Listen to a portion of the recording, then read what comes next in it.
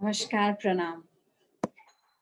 I welcome all of you once again on the platform of Pavitra in this auspicious month of Purushottam. And we continue with our study, with our reflections of Srimad Bhagavatam, the Amala Purana. Extremely grateful that such wonderful speakers have been coming on this platform of Pavitra and explaining the Srimad Bhagavatam, the Amal Puran, to all of us. In the series of wonderful speakers, we have one more wonderful speaker, Pratik Desai. He's a disciple of His Holiness Radhanath Swami Maharaj, and he has got his master's degree in aerospace engineering from University of Florida. For some of us who do not know, this is one of the top 20 universities in US. He got connected to Gainesville Temple, where he got an opportunity to share the knowledge of Gita with the students. Later, he moved to Mumbai and got connected to ISKCON Chowpatty. He has been ardently practicing bhakti for more than 13 years now. A scholarly devotee who regularly reads and studies Srila Prabhupada's books and those by other Gauriya Vaishnavas. Pratik conducts online classes to systematically educate and guide devotees in the path of bhakti. He has delivered lectures on Nectar of Instruction, Nectar of Devotion, Bhagavad Gita, Chaitanya Charitamrita, and also numerous festival classes. He has the unique distinction of being among the world's top 3 Srimad Bhagavatam distributors in the last 4 years. He has been guiding many devotees from different parts of the world along with his household duties. Apart from this, he's also a successful businessman. So basically an all-rounder, an all-inclusive person leading a life to the fullest. So we are really honored to have you on this platform of Pavitra, and our whole team welcomes you, Pratik. Over to you.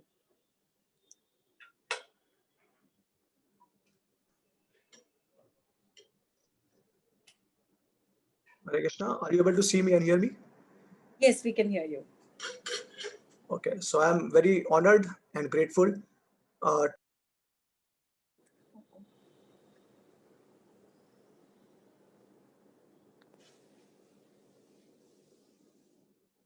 Prabhuji, you've got muted.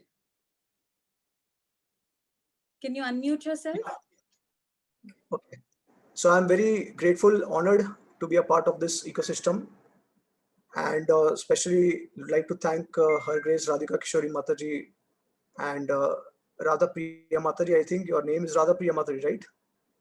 My name is Radharani Priya. Okay, Radharani Priya Mataji and all the devotees who are connected to this wonderful way of connecting hearts and souls. So I'm very honored, grateful to each and every devotee. Thank you so much for joining us. Okay, so I would like to ask a question. We are going to overview the 6th canto of Srimad Bhagavatam. So I just wanted to know if the earlier speakers, they have covered something about the 10 topics of Srimad Bhagavatam, and also the different explain something about or the days of Brahma. Just a summary of that. Prabhuji, So your have they voice done it? is cracking. Your voice is cracking. Okay. Are you able to hear me now clearly? Hello. Yeah. Yeah. Yeah. So I was asking about if the earlier speakers, they have mentioned something about the 10 topics of Srimad Bhagavatam. Prabhuji, you can discuss it with our viewers. Thank you. Please. Okay.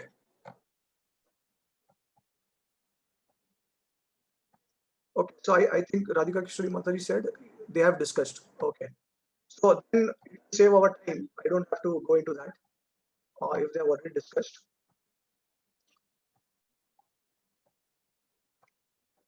Okay. Om Ajnanti Mirandasya Jnananjala Shalakaya Chakshurum Militam Yena Tasmai Shri Guruve Namah. Jai Shri Krishna Chaitanya Prabhu Nityananda Shri Advaita Kadadara Shiva Sadi Gaur Bhakta Vrinda. Hare Krishna Krishna Krishna Hare Hare Hare Rama Rama Rama Hare Hare. Okay, so in this first session, which is an overview of fifth and sixth canto, we will be discussing about fifth canto chapter 1 to 15. So in total there are 26 chapters, and today we will be discussing from fifth canto chapters 1 to 15. And then in the next session we'll be covering the remaining chapters of the fifth canto.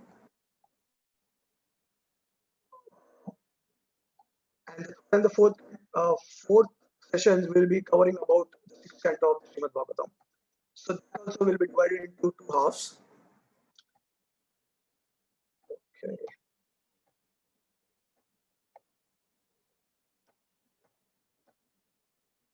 Okay, so I think you must be aware that the entire Srimad Bhagavatam is actually considered to be the body of the Supreme Lord. It is not different from the Supreme Lord. And like the first two cantos of the Srimad Bhagavatam, in the Padma Purana, it's a very important verse. It says that first and the second cantos of the Bhagavatam are Krishna's lotus feet. The third and fourth cantos are his thighs. The fifth canto is his navel. The sixth canto is his chest. The seventh and eighth cantos are his arms. The ninth canto is his throat. The 10th canto is his beautiful lotus face. The 11th canto is his forehead. The 12th canto is his head. So this is a wonderful description given in the Padma Puran, the glories of Srimad Bhagavatam. So I just wanted to share in brief what does the fifth and sixth canto cover. So the fifth canto corresponds to the lotus navel of the Supreme Lord. And in this canto, Sukdev Goswami continues the topic of Visarga, which is the secondary creation, and describes the dynasty of Priyavrat Maharaj, who is the other son of Manu. Priyavrat's dynasty consists of several notable personalities like Agnitra, Nabhi, Lord Rishabdev, and Bharat. In his 3 lives as a king, a deer, and a Brahmana, all these episodes culminate in the glorification of Bhakti. The latter half of this canto discusses Thanam, the positioning of various planetary systems within the structure of the universe for the inhabitation of various living entities. The canto concludes with a description of various hellish planets. The majesty and the grandeur of the Lord's creation is unfathomable for an ordinary human being. It is recommended that one faithfully adhere to the teachings of the scriptures and pursue the spiritual path. Okay, so this is about the fifth canto. About the sixth canto, we will discuss in the third session. So I would like to share the slide. The slides. Okay.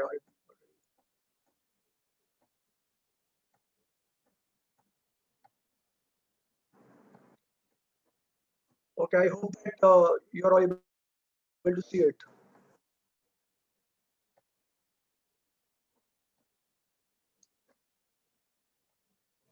So we are beginning with the first chapter of the fifth canto, and it is entitled as Activities of Maharaj Priyavrata. Okay, so first chapter consists of 41 verses. And so on the left side, we'll see in the blue box, these are the verses which are described, and then the further description of those verses in the corresponding brown box on the right side. So the first 4th verse of the first chapter, Parikshit Maharaj is asking a question about Priyavrata. I just wanted to say something really blissful about the. I just had a wonderful realization recently, and it just struck me that the sixth canto, as described in the Padma Puran, is actually the heart of the Supreme Lord, the chest of the Supreme Lord, right? So similarly, now because the fifth canto is so close to the sixth canto, so that's why fifth canto is so important for us. as a Gaudiya Vaishnava or as a Vaishnava, we always try to worship Krishna through the mercy of Srimati. So now, because the sixth canto is the heart of Krishna, and the heart of Krishna is Radharani.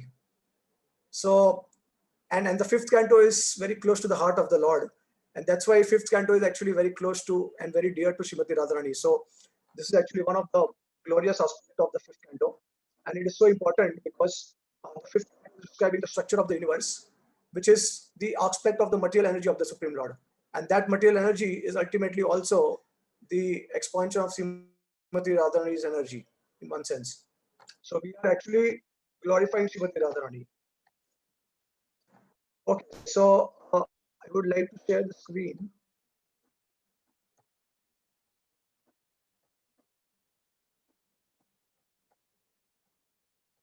I'm not able to see the screen.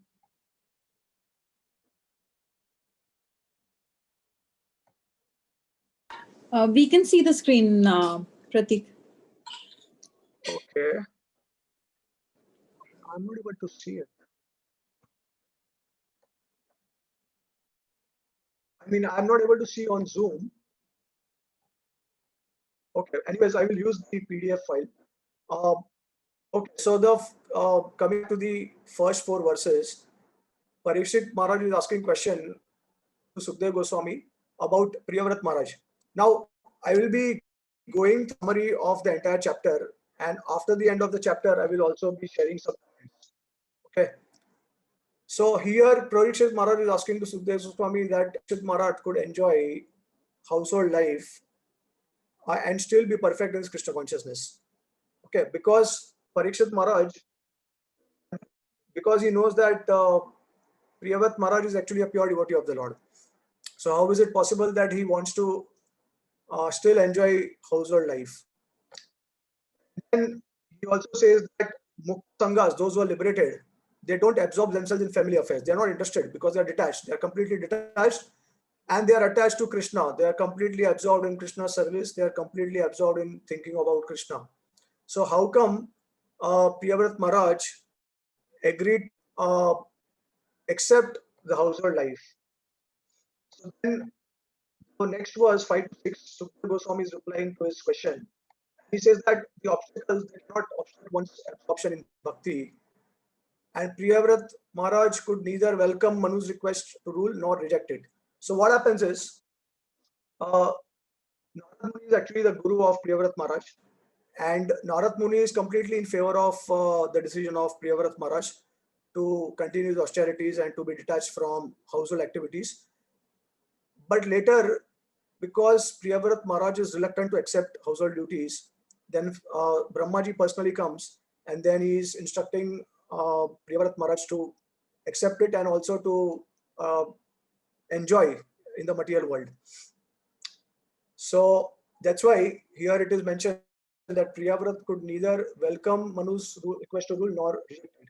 In fact, Swayambhuva Manu, who is the father of Priyavrat Maharaj, he comes and he tries to convince Priyavrata, but because he's unable to accept his instructions, and after that, Brahma has to personally come down and instruct him. So basically, Brahma is actually a superior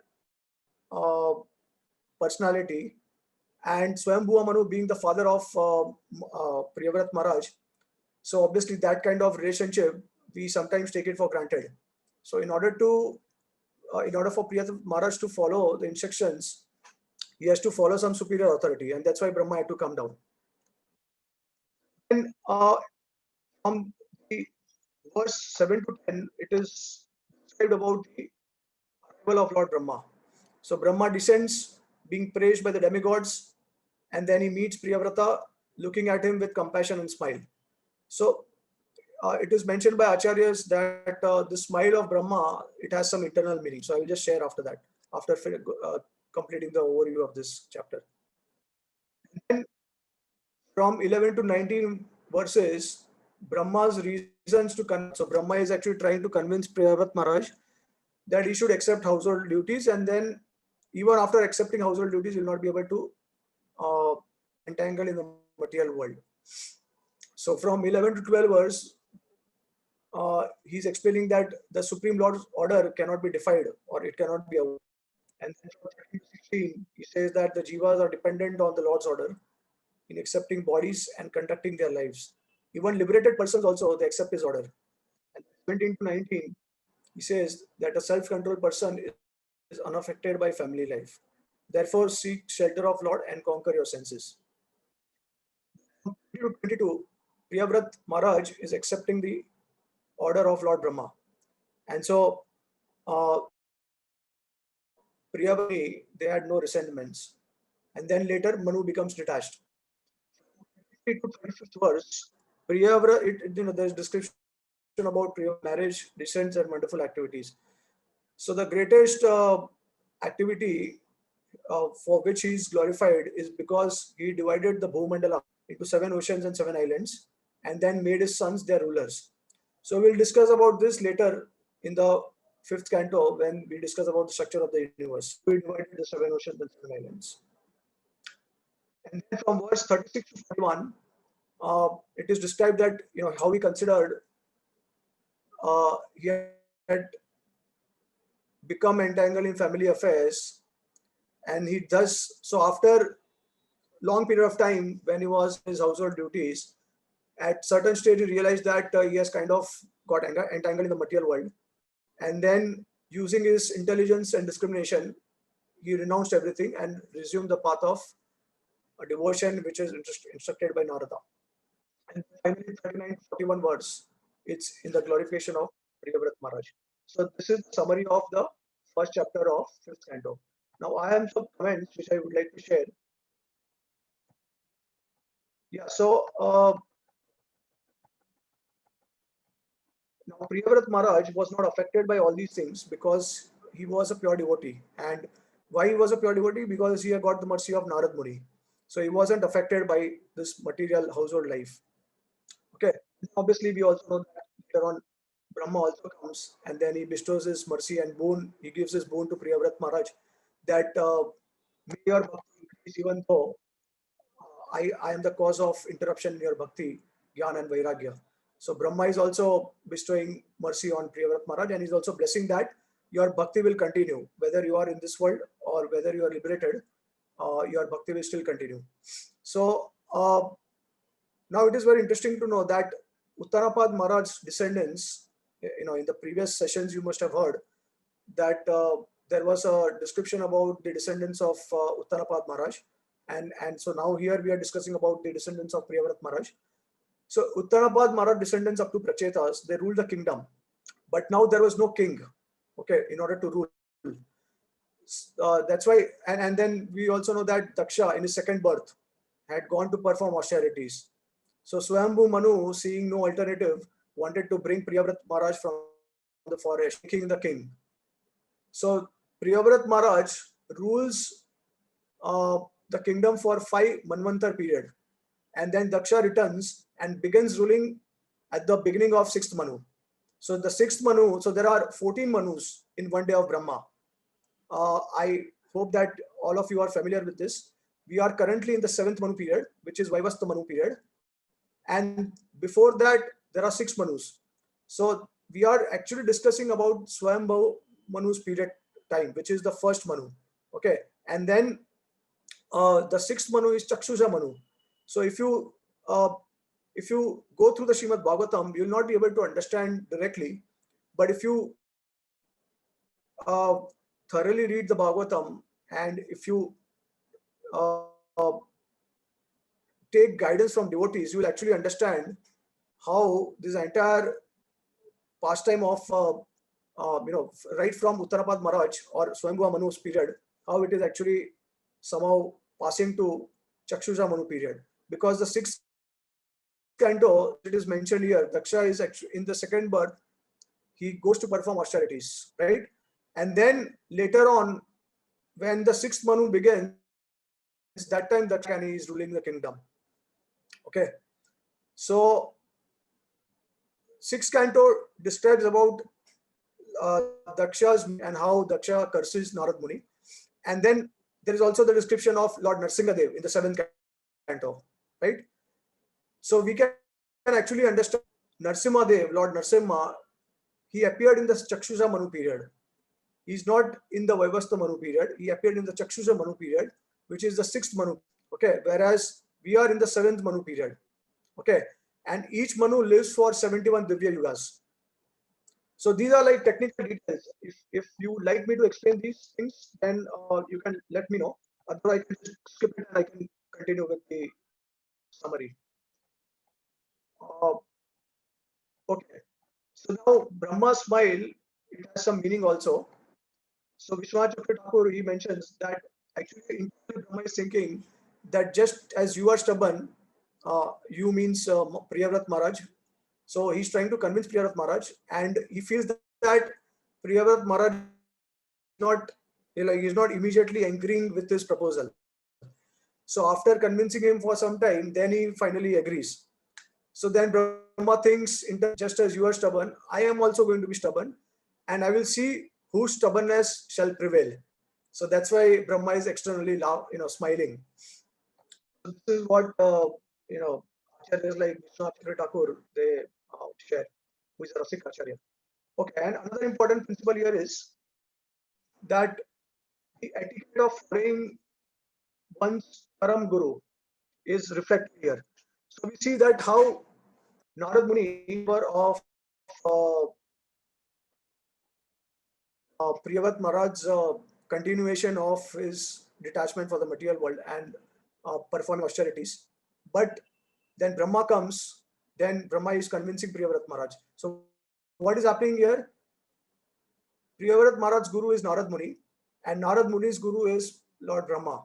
Okay, so it's an etiquette whenever one's Param Guru will appear, and if there is some contradiction or conflict of instruction between the Guru and the Param Guru, then the Param Guru's instruction should be followed. That's a etiquette, right?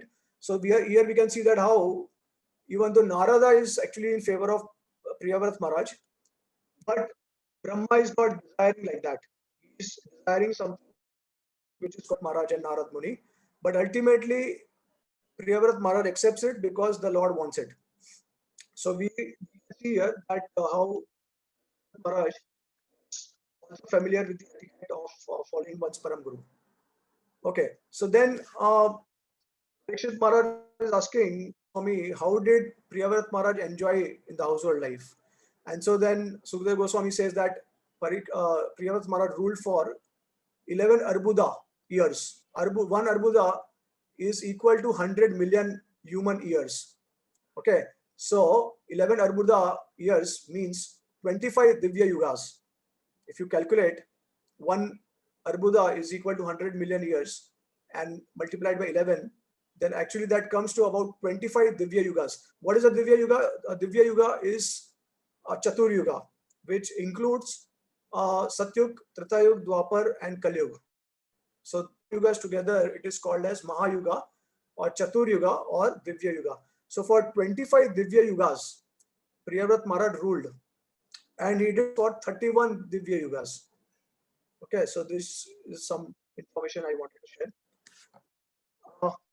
And the reason for dividing the Bhumandala into 7 oceans and islands is because he became dissatisfied with the sun lighting up only half of the earth. And that's why he followed the sun and made the other half shine.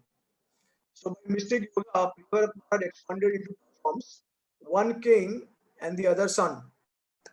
He followed the sun not to compete with the sun, but to give happiness to the inhabitants of Bhumandala.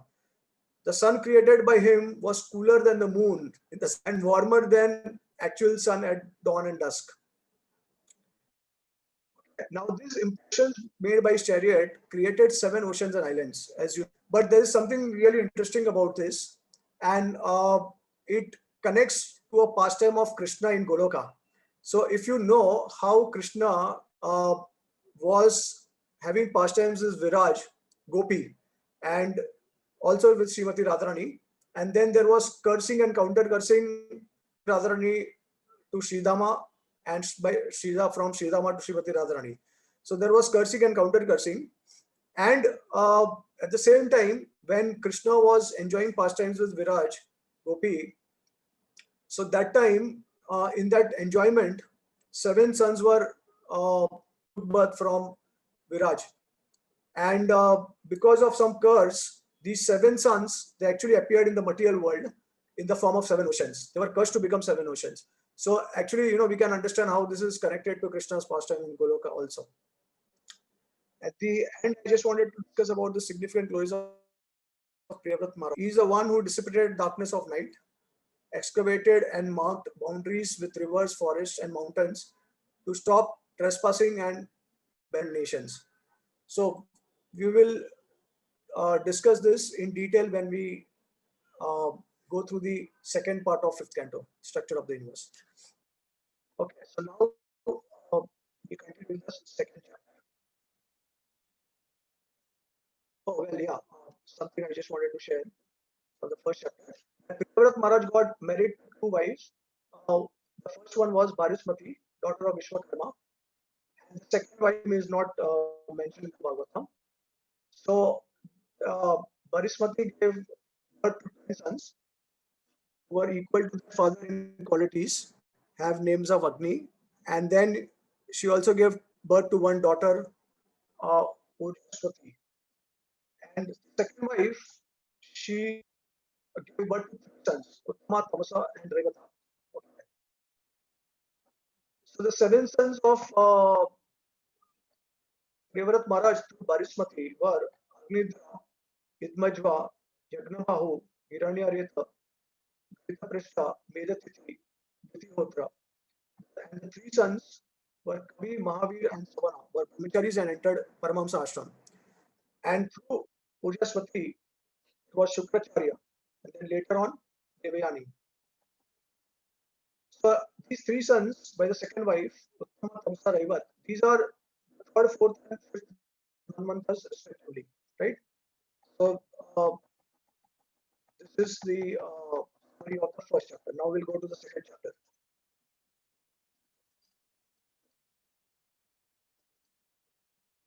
Okay, so this is about the activity of Maharaj Agnidra. So as we have already discussed that Priyavrat Maharaj gave birth to Agnidra, one of the 10 sons, through Barismati, right? So we will, the Bhagavatam is a lineage of Priyavrat Maharaj through Agnidra. And so the first 2 verses of the second chapter talks about the austerities and rule, Agnidra's rule that he had implemented, executed in this kingdom, and the austerities that he undergone. So the first verse talks about that how he ruled according to his father order. Then the second verse, being desirous of entering Pitraloka, he worshipped Brahma for a son, Mount Mandara. So we will see in the structure of universe where this Mandara mountain is. In the 3rd to 4th verse, Brahma sends Purvachiti, who wanders about in a beautiful garden. And thus verse from 5 to 6, Agnidra opens his mind. So this is from verse 3 to 6, Agnidra is attracted to Purvachiti, who is sent by Brahma. There is a description of Purvachiti here, how he is getting attracted to her. And then 7 to 16, Agnidra's strategy to attract Purvachiti. So he's asking, who are you? What are you doing here? Who will shoot with bows of your eyebrows? And Agnidra is mesmerized by her eyebrows, eyes, and other features. And then 15 to 16, join me in my austerities, I will never leave you. So he is trying to convince Purvachiti that please become my wife and I will never leave you. And then from 17 to 23, he's using his, like he's trying to attract Purvachiti.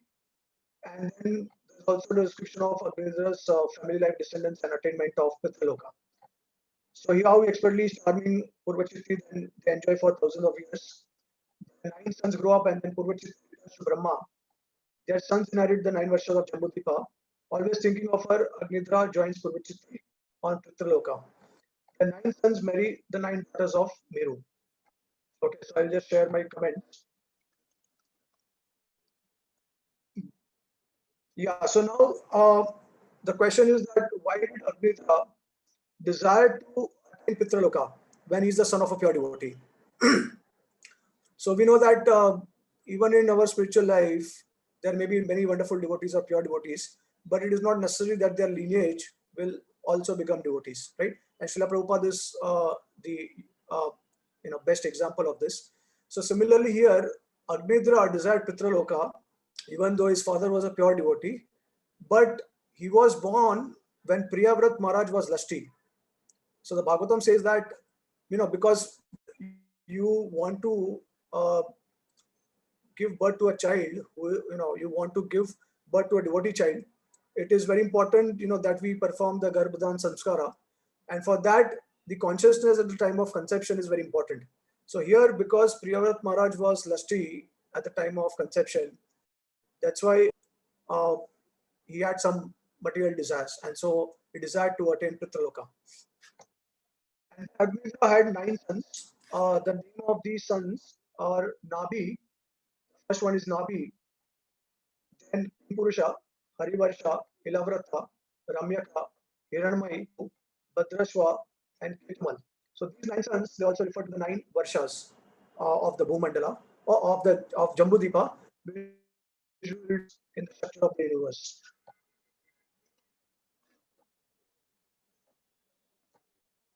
Okay, so chapter. So it's about the appearance of Lord Rishabdev in the womb of Meru Devi, the wife of King Nabi. Okay, so text number 1 to 3 talks about Lord Vishnu's appearance in King Nabi's sacrifice. So desiring sons, Nabi and Meru Devi worship Lord Vishnu. So now Nabi is one of the sons of Agnidra, right? So they both worship Lord Vishnu. Then verse 2 to 3, how the Lord appears in his beautiful form. And then 15 verses describe is actually the prayers offered by the sages in prose language. Okay, so they are offering prayers and they are glorifying the Lord. They are saying obeisances to you who are transcendental, and they also describe the Lord who eradicates sins. Reached by simple means, do not need elaborate worship, sacrifice.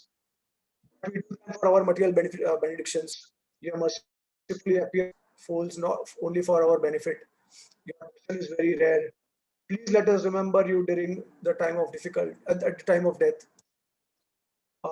Nabi is foolish. He's asking you for something meager.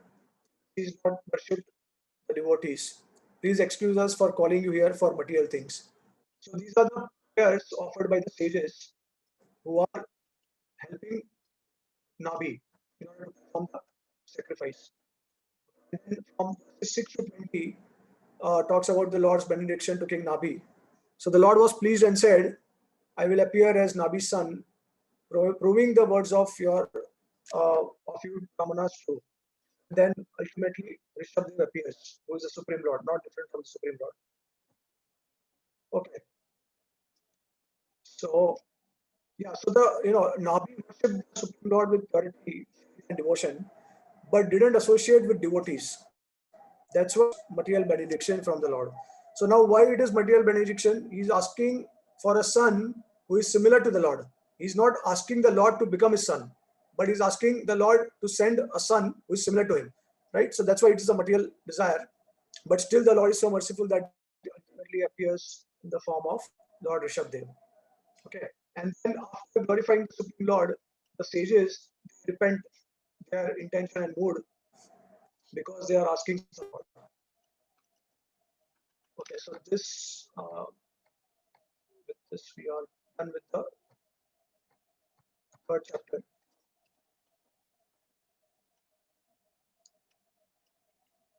We'll talk about the characteristics of Rishabdev, the Supreme Personality of Godhead. So the text number 1 to 3 describes about the qualities of Lord Rishabdev. Rishabdev exhibits all the qualities of Supreme. That's why his father named him Rishab, someone who is very great. The ministers wanted him to rule the kingdom. And then obviously, as we know, that how Indra becomes envious of those who are progressing spiritually and materially. And then he will create some obstacles. So he became envious and then he stopped the rain. Okay. From 4 to 7, description about Nabi's Vatsalya Ras and perfection. So in this, Nabi raises his son with transcendental affection, being popular and able to protect the citizens. Rishabh is enthroned. Glories of Nabi, the father of the Lord and a worshipper of Brahmanas, he attains Vaikuntha. And then 8 to 19 describes about the exemplary character of Rishabdev and his sons. So Lord Rishabdev, perfect brahmachari and grihastha life. Uh, then 9 to 13 describes the sons of Lord Rishabdev. 14 to 15 describes Rishabdev's qualities and activities, followed by common man. 16 to 18 describes how he followed the instructions of Brahmanas, although expert himself. He performed worship through sacrifices, and his citizens were always satisfied. And finally, at Brahmavarta instructed his sons. Okay. Uh, so here, because Indra stopped rains, Rishabdev showers rain upon Ajanab Varsha, which is later to be known as Bharat Varsha. So Rishabdev, being the supreme lord, he can do anything, and he started raining. Okay, so that's how Indra was defeated. And Nabi and Mary later they went to Badrika Ashram, and they worshipped Narayan Rishi, and they finally attained Vaikuntha. And then Rishabdev married Jayanti and begot 100 sons. And he also ruled the kingdom through the tenets of Varnashram Dharma and set an example for all to follow. So, summary of the fourth chapter.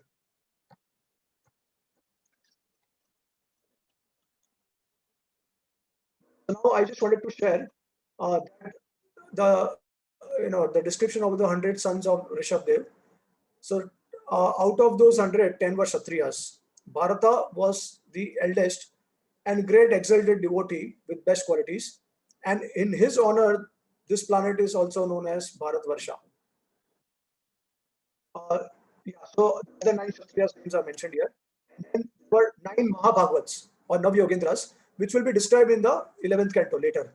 So their names are also mentioned: Kavi, Havi, Antariksha, Prabuddha, Pipalayana, Abhirhotra, Rumila, Chamas.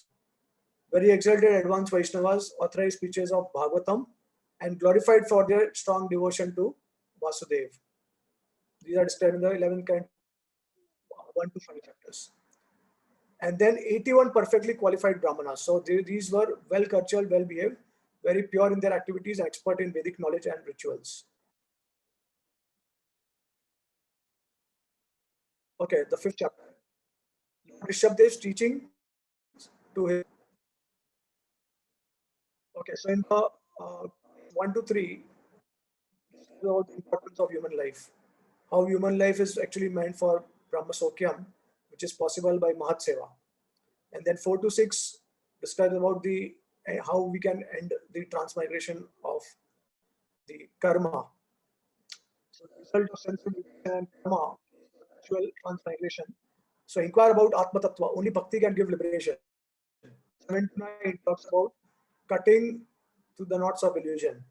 Sense gratification is useless. Male-female attraction creates a double knot. Slackening the knot of karma leads to liberation. 14, 25 processes to attain liberation. So he's instructing his sons that if you follow these processes, but ultimately you have to finally give them up and retain bhakti.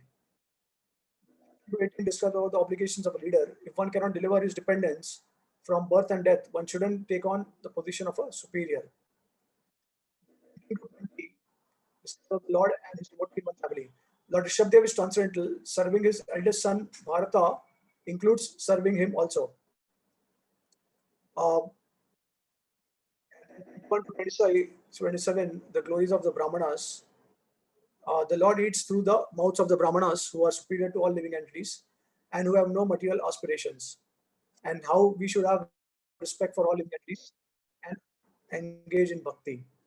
And then finally, 28 to 35, Lord Rishabdev's renunciation as an Avdut. So he enthrones Bharata, leaves home, accepts Avdut life, a Jagar Vitri he adopts, and the behavior of cows and deer and crows. He did not these, although they were available to him.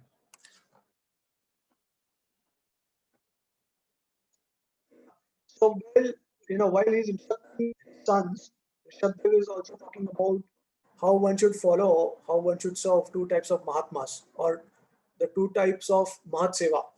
Describes about there are two types, and one is personal, one is impersonal. And then finally, it is mentioned that how devotees are superior and they have unique qualities. Then he also says that even pious activities leads to suffering and samsara, but by not destroy all the karmas. Then he also provides knowledge on how to get rid of karmas, uh, destroy ahankara, and so now his son, they may ask a question to him that who is the Lord to be worshipped and who is the devotee. Rishabdev answers that I am that Lord, and that Mahat is your eldest brother Rishabdev. By serving him, you will serve me.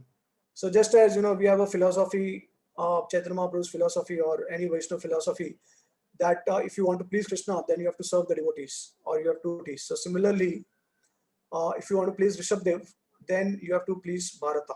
This is the instruction that he gave to his sons. So later on, he enters Bharata, lives in home like a madman, naked. Then he takes the sacrificial fire within and leaves home to the world. He acts like an Avduta, dumb, blind, dull, mad, ghostly, and takes a vow of silence. He tolerates all the insults while he wanders around in towns, villages, forests. People they spit upon him, pass stool on him, urine on him, and in spite of all these insults, Rishabdev is very tolerant. They throw stones on him, dust and foul air also, but in spite of all these things, he's liberated. So he's not bothered about these things. So now, in spite of all these uh, inconveniences and so many things that he tolerated, he had a very charming and beautiful personality, which is quite surprising. One is you know if you throw stones at someone and if you try to uh, if you make a person, if you try to like make a person angry or you try to insult the person, what happens is the person actually becomes angry and he loses all his good qualities. But instead of that, because of his tolerance, he was very charming and beautiful. He also adapted this Ashkavritti when people became antagonistic to his execution of mystic yoga, the behavior of Python. He slept, ate, passed urine stool at one place, rolled on it so others wouldn't disturb him. And was the consequence of this aromatic stool and urine spreading 80 miles in the countryside with pleasing fragrance. That was actually the effect of his rolling down stool and urine.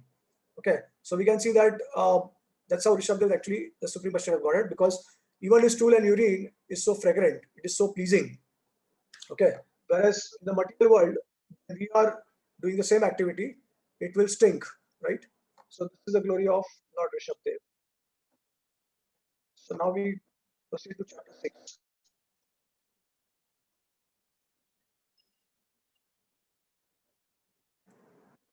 Okay, now some very important lessons to be learned because Rishabdev is mentioning about how a person should not become a leader, should not become a guru.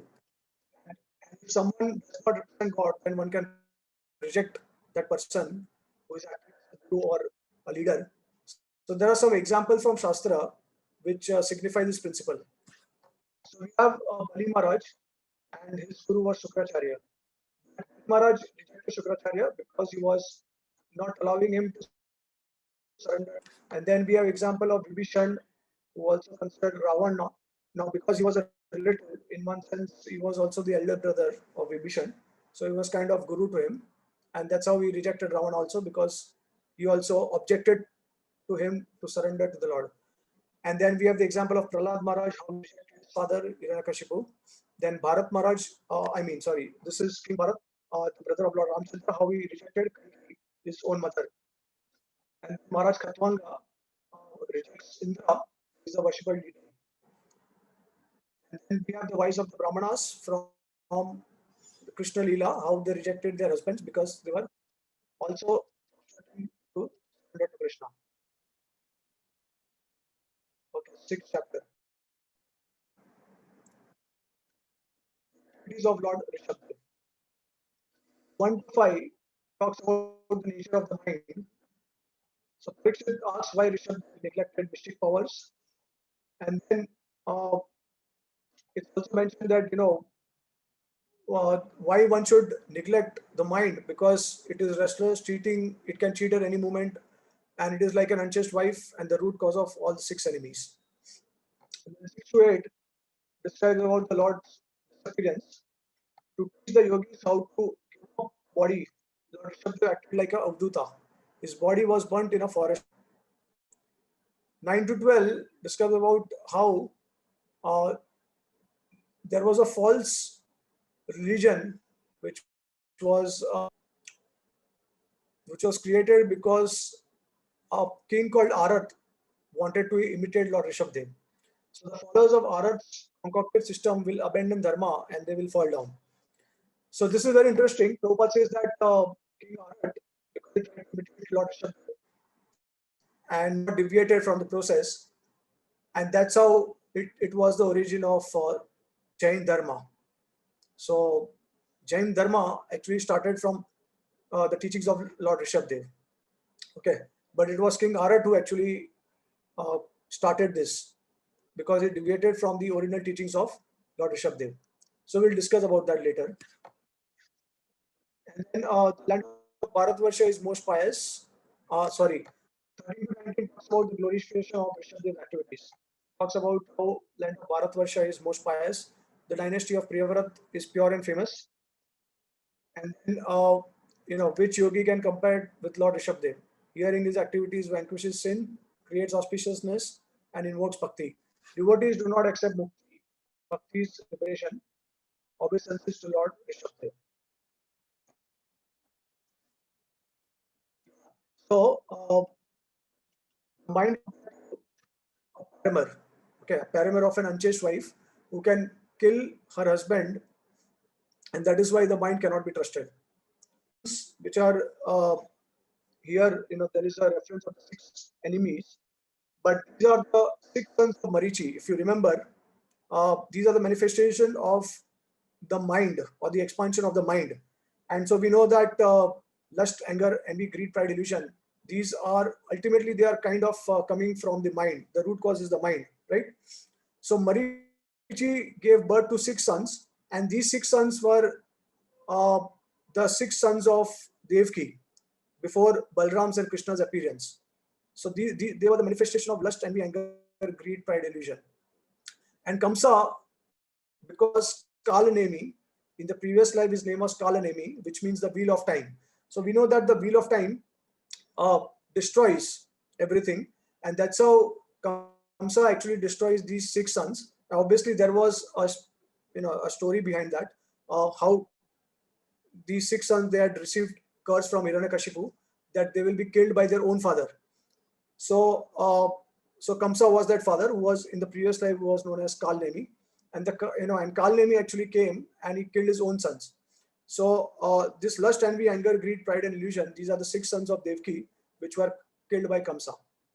Okay, basically they represent the anarthas, and it is very wonderfully described in the appearance of Lord Krishna's pastime, that if you want to make Krishna appear in the heart of a devotee, or if the devotee wants to make Krishna appear in his heart, then one has to get rid of all these anarthas. And in order to get rid of these anarthas, we require the help of Guru. Okay, so without the help of Guru, you cannot actually attain Krishna.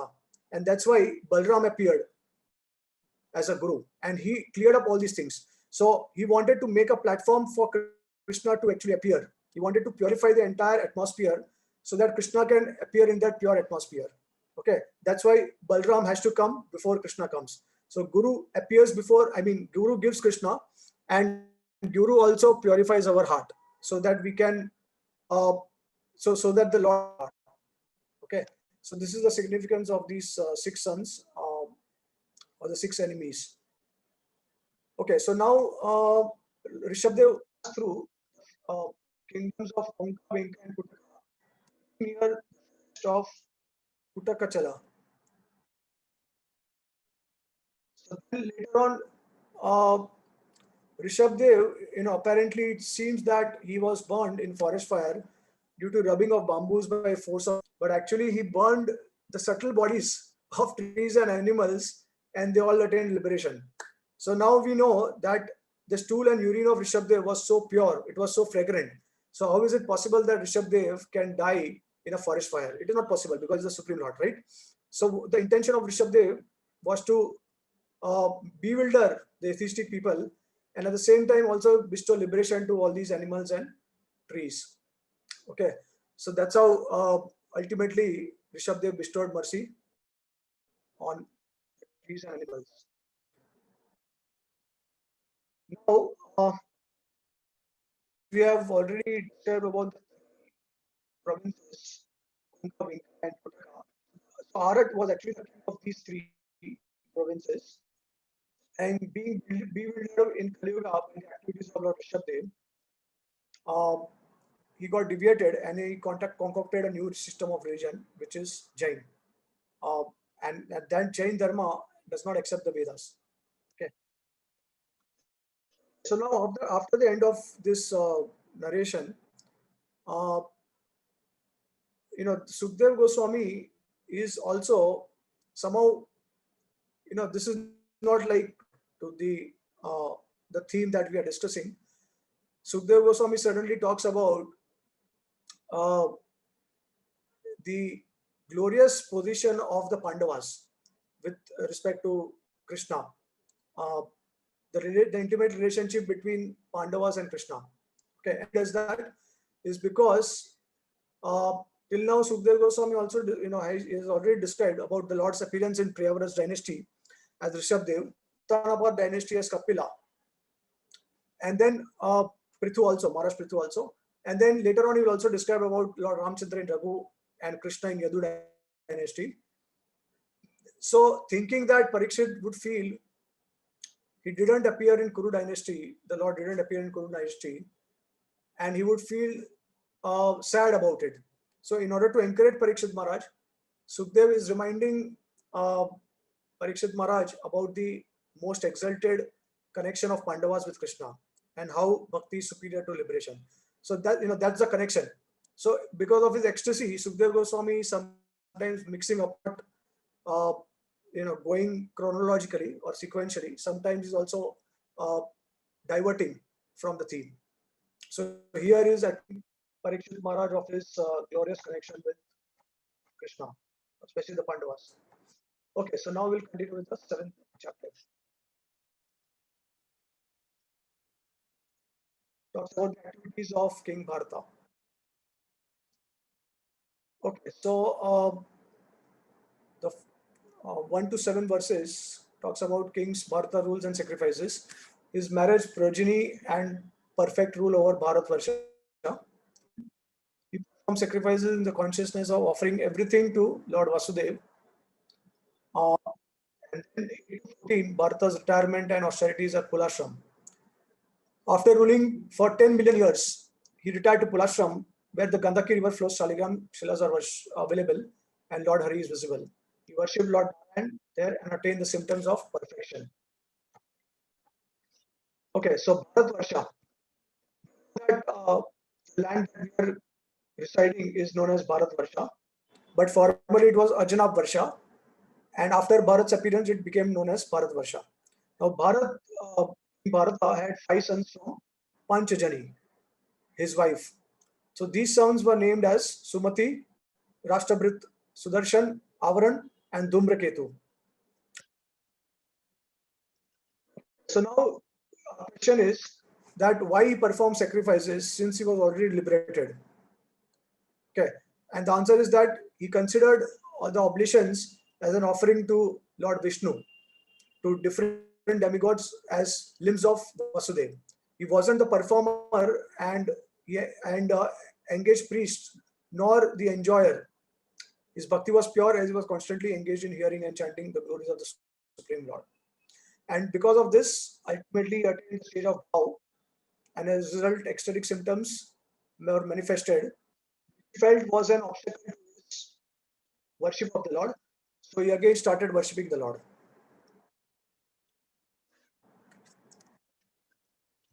Okay, so we'll proceed with the 8th chapter.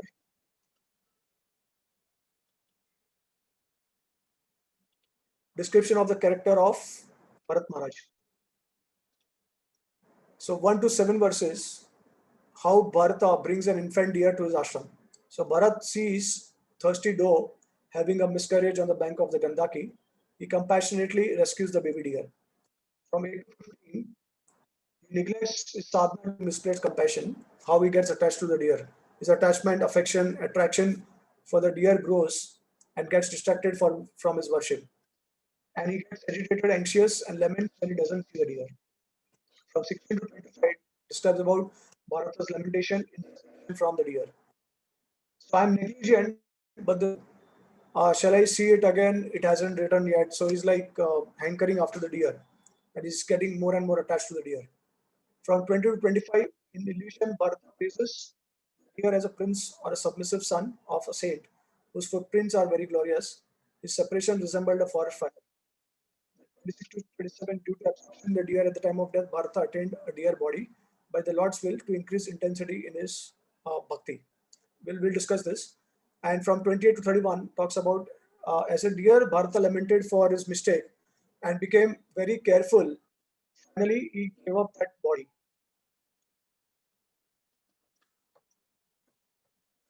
So now, interesting comments by different acharyas.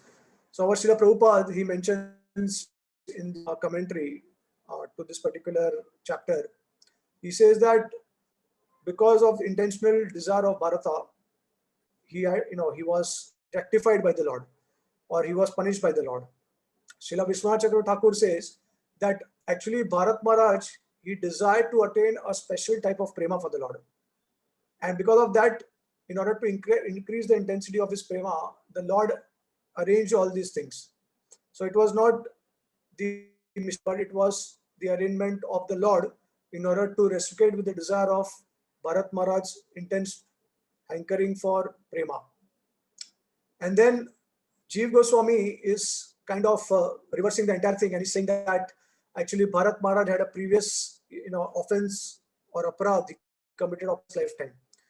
And because of the consequence of the aparadh, he had to fall down, even though he was at the stage of bhava. Okay, but Srila Prabhupada supports, he quotes Srila Vishwanath Chakravarti Thakur's comment in his purport, and he says that actually the Lord wanted to reciprocate with his hankering of prema. In order to increase the intensity of his prema, the Lord arranged this. Now it also mentioned that he did not associate of devotees, that's why he had fallen down. And he also had attained a lower stage of bhava, which is below Swarup Siddhi. So if you attain the stage of Swarup Siddhi, then you are very safe. There is no risk. But below that, there is still a risk of falling down. And especially from previous aparadhs, one can still fall down from the state of bhava. One particular mercy the Lord bestowed upon him is that this is a unique mercy from the Lord, bestow this to anyone, that he, in the body of deer, he could actually remember his past life. So he greatly lamented and left his mother deer and then went back to Pula Ashram and gave up that body also. So now we'll go to chapter 9.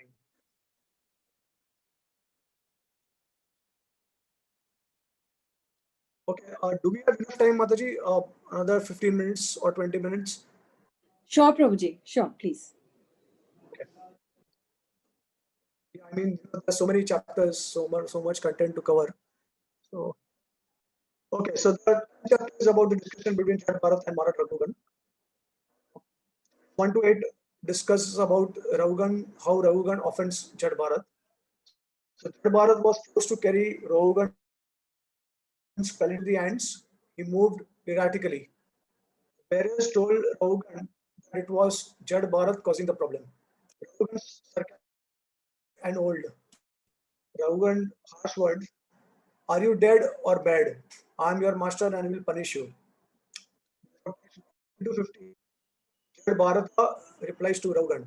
He says, I am a soul detached from the body. Bodily designations don't apply to the soul. Material possessions like that of a master and servant are only conventional. There's no gain in punishing a self-realized man or madman. Bharata continued to finally Raugan pays respect and begs forgiveness from him. Raugana's humble submission. So he says, who are you? I am afraid of offending the Brahmanas. Please explain your words. What is the most secure shelter in the world? Why are you wandering in disguise? Then 20, Raghunatha's inquiries to Jat Bharat reply. So he says that although the soul is different from the body, it appears fatigued. Just like the milk in a pot becomes hot because of fire. It's a king's duty to punish wrongdoers. Otherwise, my offense, out of false prestige, will destroy me. Okay.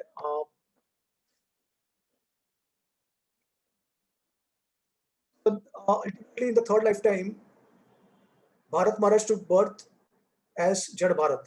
So he was a Brahmana by birth, and he took birth as a Brahmana in the line of Angira Muni. That Brahmana had two wives. From the first wife, he had 9 sons, and from the second wife, he had twins. One was male, another was female. So one of the twin was Jad Bharat. Okay, so I will. So this is a nice presentation of the questioning of Rahugana to Jad Bharat and then his response, and again questioning of Rahugana to the response of Jad Bharata. Okay. So he mentioned that you appeared fatigued by killing Palanquin, and then Jad Bharata replies that I am a spirit soul, I am completely detached from the body. So the load carried by body and resulting fatigue does not belong to me. And Rahugana is questioning Jad Bharat that the soul appears fatigued due to bodily labor, like milk and rice in a pot. And then the fourth one, he says, do you know that I am your master? This master servant differentiation is temporary and just conventional. And then Rahugana is further inquiring. He says, but it is a king's duty to rule and punish disobedient citizens. And Jad Bharat, so he mentions this in 10th chapter, 23rd verse. And then Jad Bharat refutes this in 5th chapter, the 12th chapter and 7th verse. And then finally says, you are mad, for this disobedience I shall punish you. I am self-realized. Even if I am mad, the punishment is of no use. Engaging one's occupational duty vanquishes sin. So now there is also further response to Rahugana's inquiries by Jad Bharata. Okay, so Jad Bharata's instruct King Rahugana, 11th chapter. 1 to 3. Materially observed people cannot understand Tattva. Wise don't speak of material subjects. Even Vedvadis generally they don't discuss Tattva. The Vedas are insufficient for understanding the absolute truth. 4 to 8. Mind is cause of entanglement. The mind expands activities through the senses. Characteristics of the mind is described, and the mind causes bondage and also liberation. 9 to 11 explains the functions of the mind. 12 to 14 about liberated soul is the Supreme Lord. It talks about the description of the characteristics of the Supreme Lord. And then 15 to 17 of the conditioned souls from illusion. So how the jiva wanders in the samsara until it comes to the platform of self-realization, and then how the mind is the cause of all tribulations, conquer it by neglect, attentiveness, and service to Guru and Krishna. Okay, so this is the response of Jad Bharat to King Rahugana.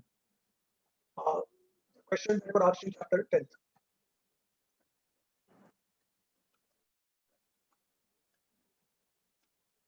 Okay, 1 second. Yeah, I think I missed the comments to the 10th chapter. Okay. So Jad Bharata is bestowing his mercy to 3 types of people in the 3 modes of material nature: mode of goodness, mode of passion, mode of ignorance. 1 second.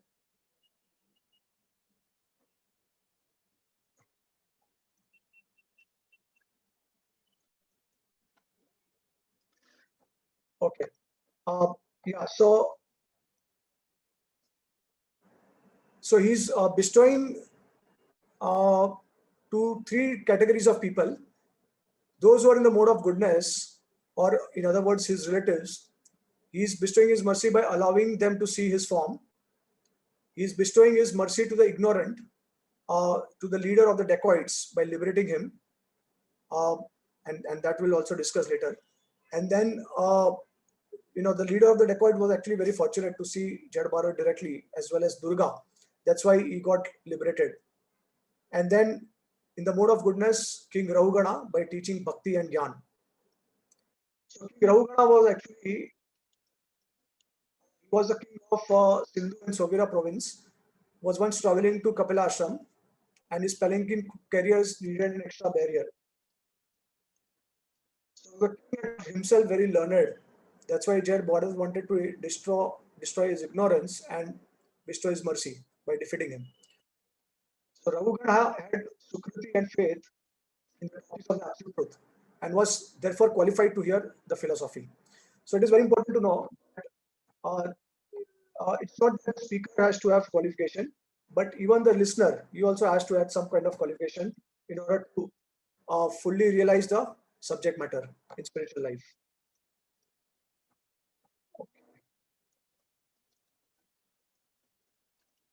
So we've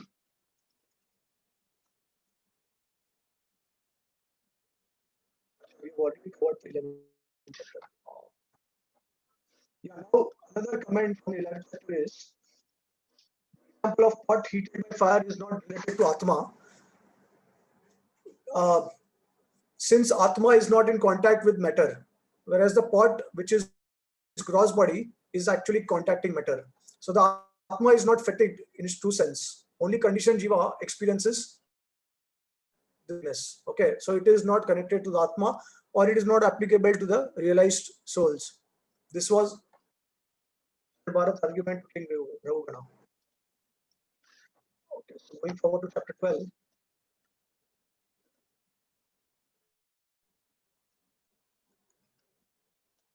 Conversation between Maharaj Rahugana and Jad Bharata.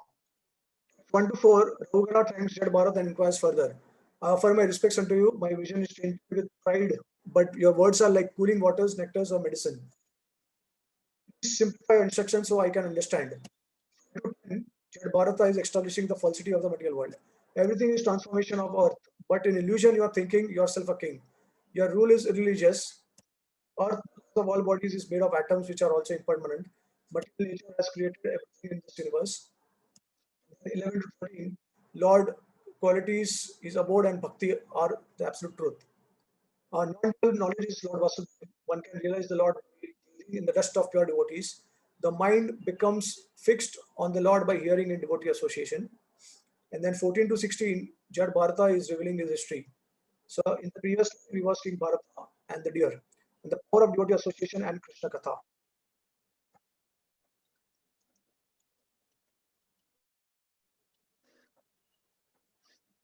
Okay. Yeah, so Jad Bharata is responding that a man is not fatigued in carrying ornaments of young girl, nor are parents fatigued in carrying young girl. So happiness and distress are based on one's identity. Rahugana thought that he was dharmic, but Bharata corrected him by saying that he was adharmic since he engaged people in lifting palanquin without paying uh, people who are suffering. Then ultimately Rahugana asked, what is your identity? Uh, and you are so merciful to give knowledge to a great offender like me. And that's why Jad Bharata is revealing his previous life. Okay, so now we have chapter 13 and 14. Between King Rahugana and Jad Bharat.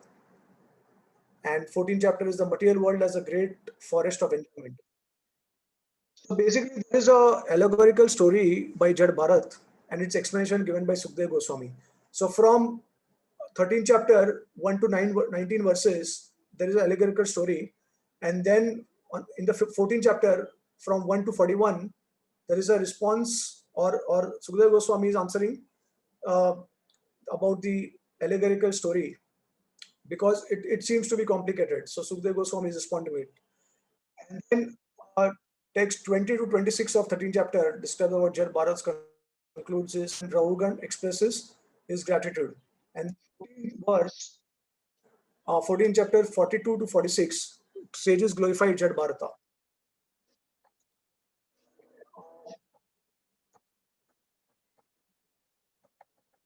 So after the allegory, Jad Bharata advises Raghuvan to give up his bodily identification and attain knowledge leading to devotion, and that's how he will attain liberation. That's the only way. And then Raghugana expresses that by your movement association, it has destroyed by ignorance.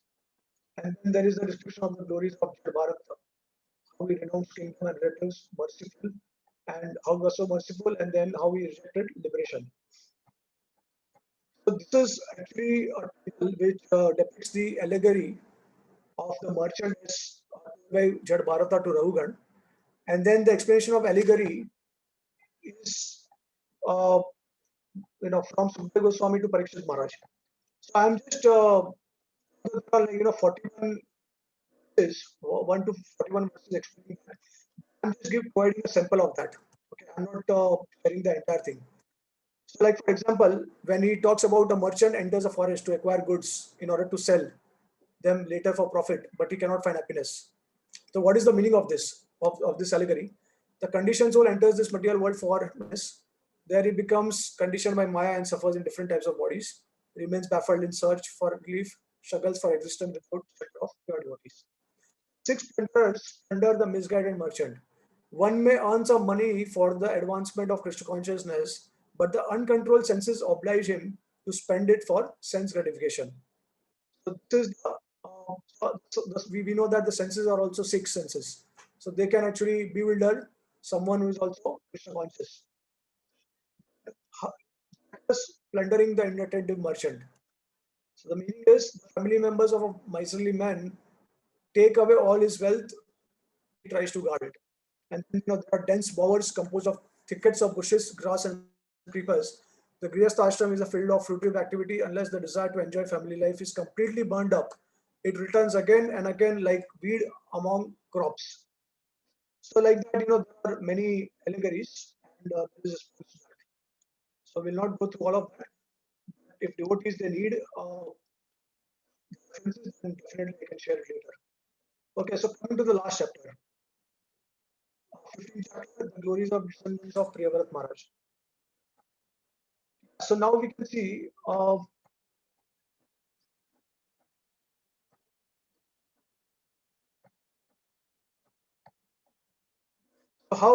this is the descendant of Maharaj, right from Bharata, and this descendants in this flowchart. Priyavrat here at the top, and then he had 2 wives, Barismati and second wife. And then from Barismati, Agnidra, we discussed about Agnidra. From Agnidra, we had Nabhi, we also discussed about him, and then Rishabdev, and how Lord Rishabdev had 100 sons. And then further, there is a description of the dynasty of Bharat Maharaj. So from Bharata, Sumati was born, and from Sumati, Devatajit was born. From, like it goes all the way to Maharaj Gaya. So there are some wonderful Maharaj Gaya. And then finally, it goes all the way to Viraj. So there is some description in Srimad Bhagavatam about Maharaj Gaya and Maharaj Viraj. So I just wanted to share a brief summary of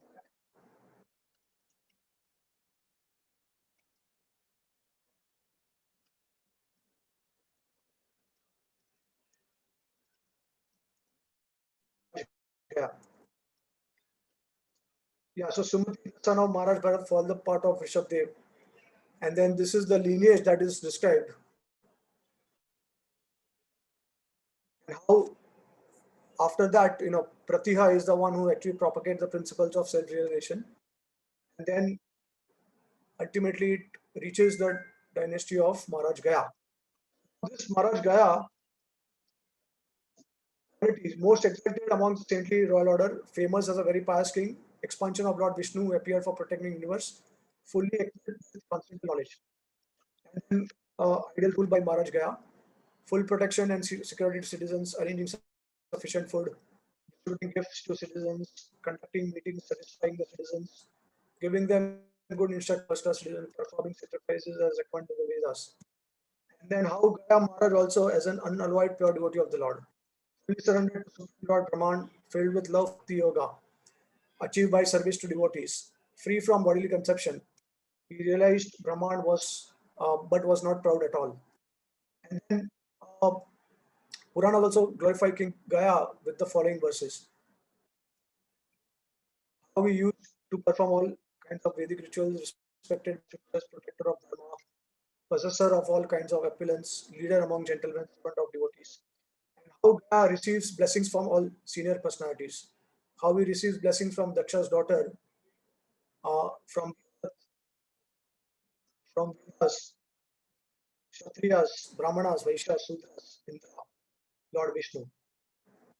So the description given by all these great personalities offering benedictions, blessings to Maharaj Gaya. Okay, so with this we are done with the first 15 chapters, the summary of the 5th canto, and just to reminisce everything that we discussed till now, the last flow chart. So in the first chapter, it was about Maharaj Priyavrata, how all things renounced life at the request of Brahma and divided Bhumandala into 7 oceans and 7 islands, making his son rulers. He retired later. Agnidra in the second chapter. The first son of Priyavrat ruled Jambudipa. He married Purvachiti and begot 9 sons, who became the rulers of 9 Varshas of Jambudipa. And then Lord's incarnation, who exhibited exemplary character and begot 100 sons, whom he instructed on various spiritual subjects. Later adopted Ajgar Vritti, wandered like an Avduta, and said that. And Maharaj Bharata, 7 to 8 chapters, the first son of Lord Rishabh, who ruled Bharat Varsha, he worshipped the Lord through sacrifices and eventually retired. He at Tula Ashram but became attached to a deer and became a deer in his next life. And then 9 to 14 chapters, after giving up the deer's body, Bharata was born as Brahmana and behaved just like a dull person. Once Goddess Kali saved him from some dacoits who tried to sacrifice him to her. Another time he was engaged to carry the palanquin of King Raghugan and gave him teachings on the mind, material entanglement, liberation, falsity of the material world, the Lord's qualities, and the process of bhakti. He presented an allegorical story on the forest of material enjoyment, which was later explained by Sukadeva Goswami to Maharaj Parikshit. And then ultimately the 15th chapter is about the dynasty of Maharaj Priyavrata, concluding at the birth of Viraj. Okay, so with this we end our on the overview of the 5th canto of the first 15 chapters. And next time we can continue from 16th chapter, which is about the structure of universe. Okay, so devotees, they have any comments or questions?